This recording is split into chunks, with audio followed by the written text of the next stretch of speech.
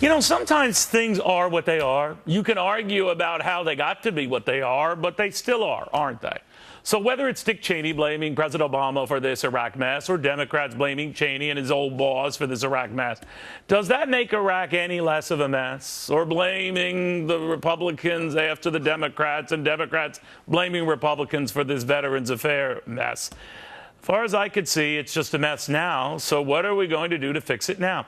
The way I also figure it, there are lots of people to blame and a lot of blame to go around for these messes, but not a whole lot of time to fix them.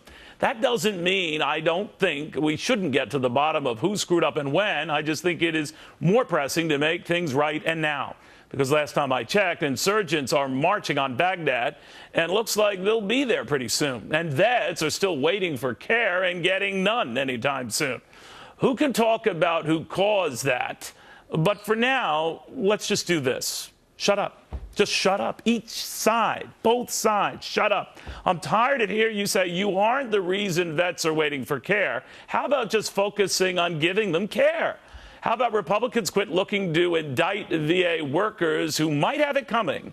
And for now, just stop vets from needlessly dying.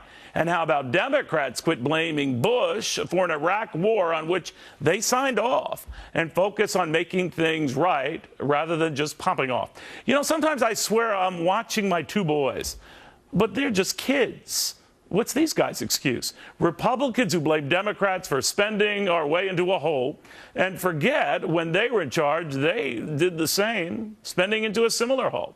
Democrats who blame Republicans for leaving out the middle class, but say not a word about a health care law that is now hitting the middle class. They say that those who live in glass houses shouldn't throw stones. That is, unless they're in Washington and they just act stoned. And they wonder why we trust them so little. We've come to expect even less. It is why you will never hear me lecture you to eat a salad. Fat chance any of you would take dietary advice from me. It is why no one in Washington should lecture anyone on personal responsibility. Fat chance any of us would buy it from them. All we know is they all had their part in creating these messes.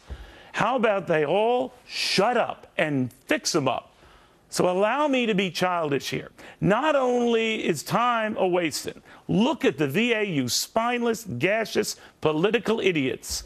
Actual lives are wasted too. All I know is our soldiers and vets followed your orders. How about for once in your fumbling, finger-pointing lives, you follow up with their care? Then after that, after all of that, I want all of you to go to your room and stay there. And you're not leaving until I say it's okay, which will be never, ever, ever, ever. Incredible. Stop it. Fix it. Do it now. Tonight, Ron Paul on the blame game that has to stop when it comes to what we do abroad. What he says and how he defends his son from the onslaught of one Dick Cheney. Kids, cover your ears. Rockin' tonight at 8.